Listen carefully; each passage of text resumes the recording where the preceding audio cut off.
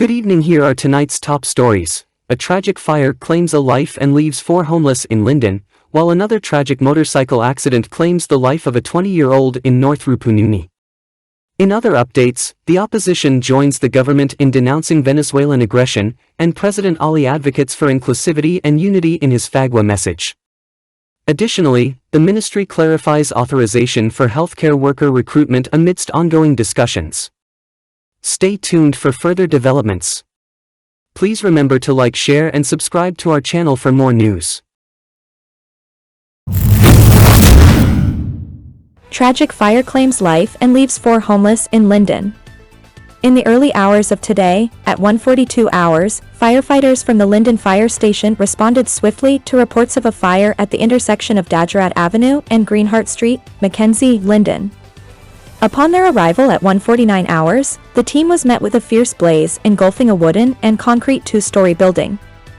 Led by Section Leader Reynolds, the brave responders wasted no time and immediately deployed Water Bowser No. 12 to combat the inferno. Despite their valiant efforts, the fire claimed the life of one occupant, identified as Zhang. Furthermore, the property suffered irreparable damage, with both the building and its contents completely destroyed, rendering 4 individuals homeless.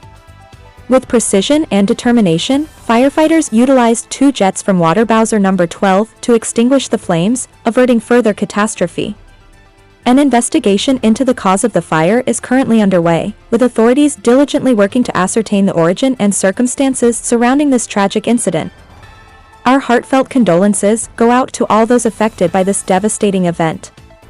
We commend the bravery and swift action of our firefighters in the face of such adversity.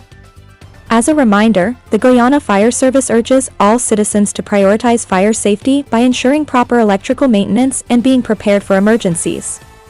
It is essential to equip homes and businesses with fire extinguishers, smoke detectors, and smoke alarms to mitigate the risk of such tragedies.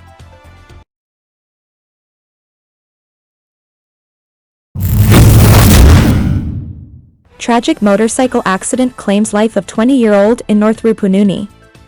In a heartbreaking incident on Monday morning, a 20-year-old motorcyclist lost his life at the Waweta Public Road, North Rupununi, Region 9.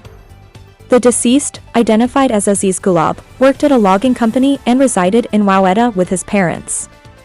According to Gulab's oldest sister, Fabiana de Oliveira, he was riding his motorcycle back home after attending a football game when the tragedy occurred around 3 o'clock HRS on Monday. Regional Commander, Superintendent Rafael Rose, confirmed that the police are currently investigating the matter. It is suspected that Gulab lost control of his motorcycle, resulting in the fatal accident. De Oliveira expressed that her brother passed away before the family could reach the scene. Gulab was known as a fun-loving individual who had been riding motorcycles since the age of 15. His untimely demise has deeply affected his parents, both of whom have health conditions that worsened upon learning of the tragic news. The community mourns the loss of Gulab, remembering him for his vibrant personality and love for motorcycle riding. As investigations into the accident continue, condolences pour in for the grieving family during this difficult time.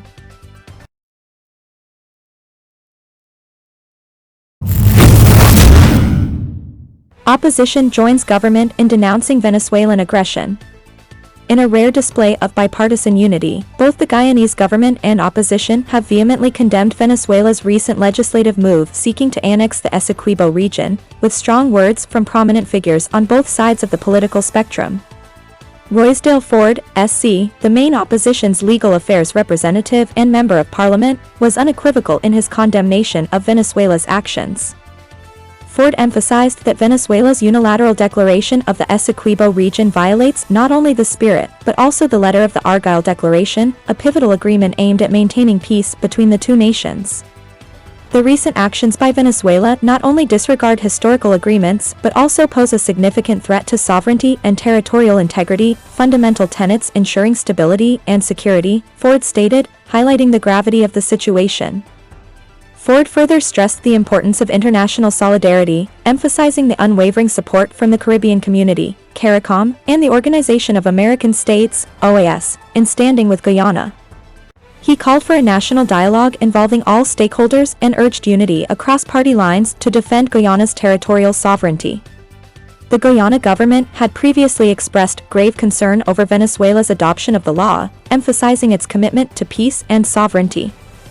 The Foreign Affairs Ministry underscored that Venezuela's actions constitute a flagrant violation of international law, including the United Nations Charter, the ICJ's provisional measures, and the Argyll Declaration.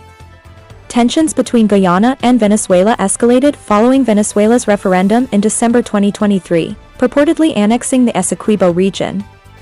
President Maduro's subsequent actions, such as issuing identification cards and mining licenses, further exacerbated the situation. As both government and opposition leaders unite in condemnation, Guyana stands firm in its resolve to uphold its sovereignty and territorial integrity, rallying international support for a peaceful resolution to the long-standing border dispute.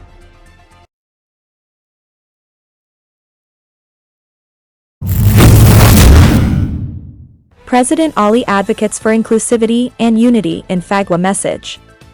In a heartfelt message commemorating the vibrant festival of Fagwa, President Dr.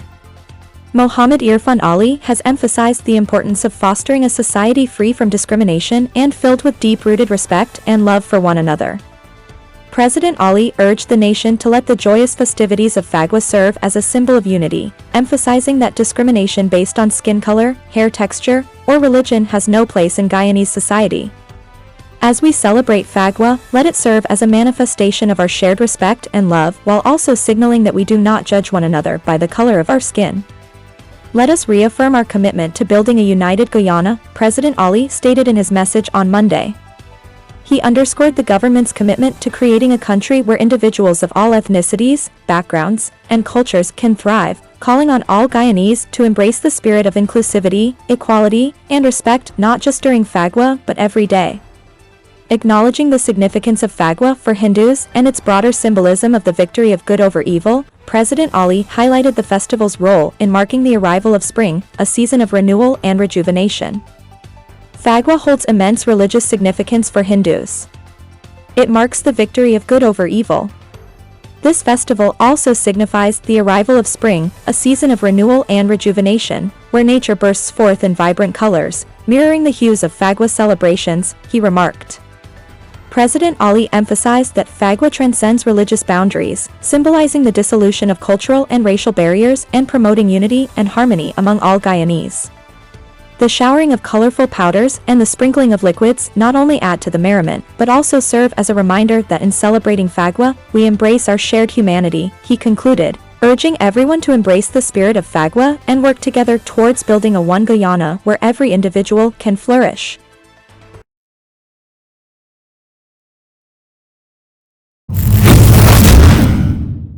Ministry clarifies authorization for healthcare worker recruitment.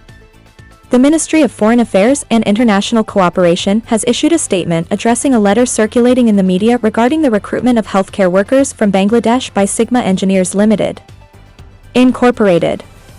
The ministry clarified the context of the authorization letter issued to the agency and emphasized the government's commitment to addressing skills shortages in critical sectors.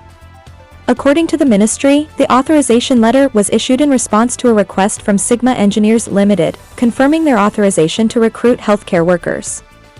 This decision was made to address concerns raised by both the public and private sectors regarding severe skills shortages in the health sector.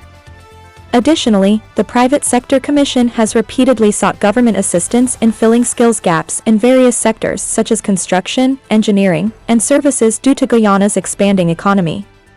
The recruitment agency was appointed to liaise with relevant authorities in different countries, including Bangladesh, to recruit healthcare workers. The ministry clarified that the authorization was aimed at preventing issues like human trafficking and ensuring the proper management of the recruitment process.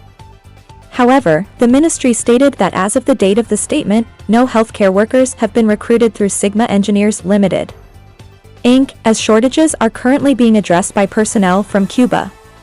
Nevertheless, the government reiterated its openness to recruiting specialized skills from around the world for both the public and private sectors, especially for areas where such skills are not readily available in Guyana.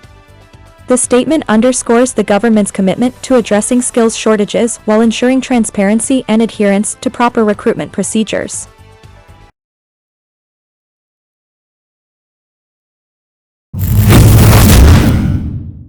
Tragic motorcycle crash claims life of teenager in quarantine. In the early hours of Monday, tragedy struck in Bushlot Farm, Quarantine, as a teenage motorcyclist lost his life in a devastating crash. The victim, identified as 17-year-old Karen Duman, a painter from School Street Bushlot Village, Quarantine, met his untimely demise after colliding with a utility pole. According to reports from the police, Duman was riding a motorcycle with registration number CL9018 along the Bushlot/Farm public road at a high rate of speed when he lost control of the vehicle. The collision with the utility pole resulted in him being flung from the motorcycle and sustaining fatal injuries. Despite efforts to save him, Duman was found in an unconscious state and rushed to Port Morant Public Hospital, where medical personnel pronounced him dead upon arrival. The tragic incident has left Duman's loved ones in mourning, including his wife, who now grapples with the sudden loss of her husband. Initial investigations suggest that Duman had left home to meet friends in the village before the accident occurred. Authorities have confirmed that investigations into the circumstances surrounding the crash are ongoing, as they work to piece together the events leading up to the fatal collision. The community of Quarantine is left reeling from the loss of a promising young life, serving as a stark reminder of the importance of road safety and responsible driving. As the investigation continues, the hope is that lessons can be learned to prevent such heartbreaking incidents in the future.